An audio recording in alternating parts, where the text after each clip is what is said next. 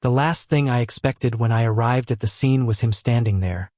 His eyes steely, his posture rigid as if the weight of the world was on his broad shoulders. But somehow, I found myself more captivated by the way his jaw clenched with every shift of the wind, as though it was only me who could see the vulnerability beneath that tough exterior. I knew it was going to be a bad night, but I didn't expect it to change me forever. The dimming streetlights flickered, casting shadows on his face as he approached me with measured steps. Officer Ethan Blackwell wasn't just any cop. He was a legend in the department. Cold, calculating, and relentlessly strong, a man who took down criminals without hesitation. But tonight, something in his eyes told me he wasn't the unshakable force everyone believed him to be. "You're late, Alan." His voice, low and rough, sent a chill through me. I was still catching my breath from running down the alley. My knees wobbled as I tried to steady myself, but all I could do was stare at him. His dark, intense gaze locked onto mine like a magnet, and for a moment, it felt as though the world had narrowed down to just the two of us. Despite everything, despite the mission we were on, the danger lurking in every corner, I couldn't help but notice the softness in the way he looked at me. "I'm sorry," I stuttered, realizing just how out of breath I was. "I didn't expect you to show up here." His lips twitched ever so slightly, as though a smile almost escaped, but he quickly swallowed it down, replaced by the stern look he was known for. His towering presence was commanding. I could feel my heartbeat pick up pace, and it wasn't from running. "You think I wouldn't come for you?" His voice dropped even lower. It wasn't a question, but a statement. As if somehow, it was inevitable that he'd always be there when I needed him. But did I need him? Did I want him? "Look, Ethan, we need to focus."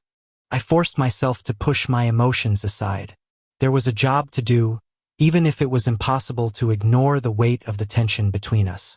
He didn't respond right away, just stepped forward, his boots clicking sharply on the pavement. He moved like a predator, swift, efficient, and unstoppable, but his hand lingered near my shoulder, just barely grazing it. The touch was almost imperceptible, yet it felt like an electric shock racing through me. My breath caught in my throat. "You're not okay, are you?" His voice softened, and in that moment, I realized he wasn't just the tough cop everyone thought he was. He cared maybe more than I could ever admit to myself. "I'm fine," I lied, swallowing the lump in my throat. I couldn't afford to be weak, not when lives were at stake. But Ethan wasn't convinced. He grabbed my arm gently, pulling me away from the edge of the alley where we'd been hiding. "We need to move. Now." His grip was strong, yet there was something comforting about it. He wasn't just being rough to push me, he was holding me steady, keeping me grounded in a world that had started to feel like it was spinning out of control. As we ran, I couldn't help but notice how his hand never left mine. His fingers intertwined with mine tightly, but not in a way that felt like he was forcing it.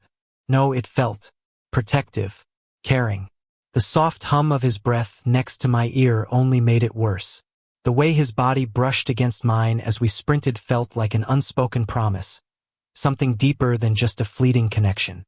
I knew I shouldn't think this way, not with everything happening around us, but I couldn't shake the feeling that he was more than just my partner in this mission. He was someone who could save me from a life of uncertainty and loneliness.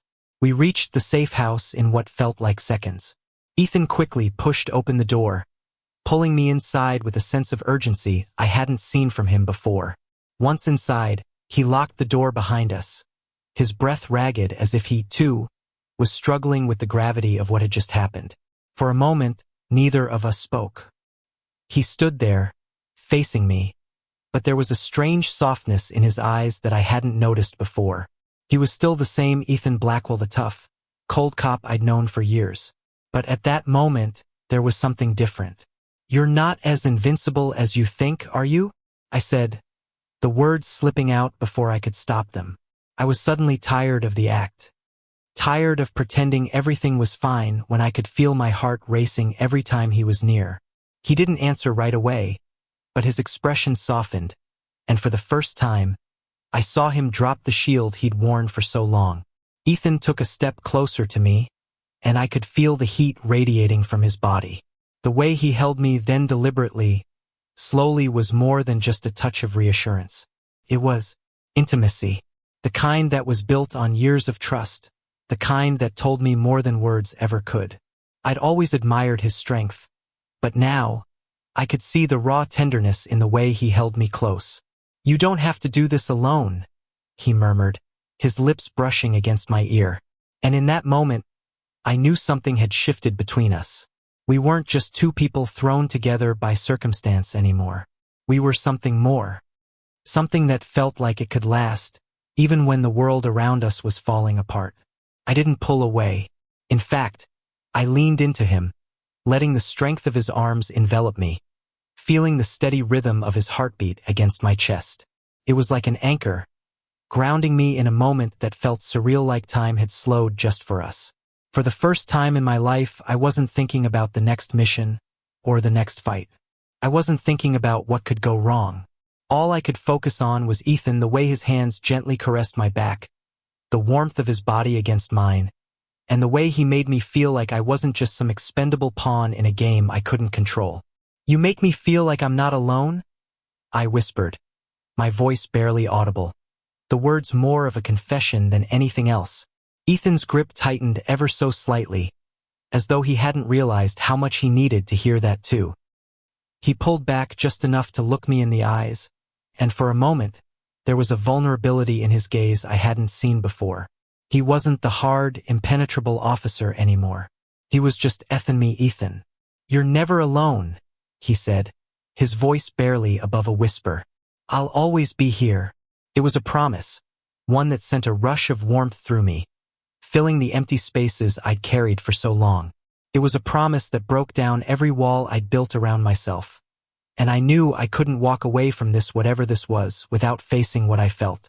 Don't know if I can," I started, the words catching in my throat. There was so much at risk. My job, his career, everything we had to lose. Ethan's eyes softened, and he reached out, brushing a stray lock of hair from my forehead. The touch was tender, gentle, and it made my heart ache. "You don't have to do anything. Just let me in." It was simple. Too simple, really. But as I stared into his eyes, I realized it wasn't simple at all. It was the most complicated thing I'd ever faced. The pull between us was undeniable, a force stronger than anything I'd ever known. But did I deserve this? Did he? Before I could answer, there was a sudden knock at the door, sharp and insistent. We both froze, the moment shattered like glass. Ethan immediately stepped away, his demeanor shifting back into cop mode in an instant. He moved to the door, opening it just a crack, his eyes scanning the hallway before he pulled back. "It's just a false alarm," he muttered, closing the door again. But the tension was back in the air. We both knew the danger wasn't over, and neither of us could afford to forget that. "You should go," I said, my voice steady but filled with regret. The warmth of his embrace was still fresh, but the reality of the situation hit me like a cold wave. We were not just two men sharing a moment of vulnerability. We were a cop and an informant, operating in a world where trust could be a deadly thing. Ethan looked at me for a long time, his brow furrowed as if he was struggling to understand what I was asking of him. "I'm not leaving," he said, his voice firm but gentle. "You have to." My chest tightened as I spoke the words. I was pushing him away, but I wasn't sure I could handle what came next if I didn't. "You can't risk everything for me." But Ethan didn't move. Instead, he stepped closer again, closing the distance that I had tried so hard to keep between us. His hand came up to my face, cupping my cheek as he leaned in, his lips brushing against mine. The kiss was soft, hesitant at first, but then it deepened, a desperate mingling of need and longing. And in that moment, I realized that I couldn't push him away. I didn't want to. We were more than the roles we played, more than the labels we wore. We were just two people, two souls, who had found something in each other that couldn't be ignored.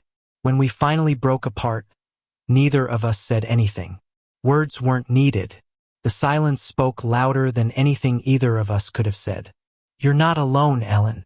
"Not anymore," Ethan said, his voice steady, but the emotion behind it was undeniable. I nodded, feeling the weight of his words sink in. There was still so much uncertainty ahead of us. The danger wasn't over, and we had to keep fighting, keep surviving. But for the first time in a long time, I felt a sense of peace, a sense of hope. Ethan stayed by my side throughout the night, as we went over our plans and prepared for whatever came next. But when the sun finally began to rise, I realized that it wasn't just the end of a long night, it was the beginning of something else. A new chapter. Together. And that's how I found myself in his arms, not just as a partner in this dangerous world we'd chosen, but as something more. Someone who had finally let go of the walls I'd built around myself. Someone who had found not just a protector, but someone who could love me in ways I hadn't thought possible. As we walked out the door, side by side, I knew one thing for certain: no matter what happened, no matter the odds, we would face it together. And that was all I needed to feel whole. Thank you for listening. Don't forget to like and subscribe to stay updated with the latest videos.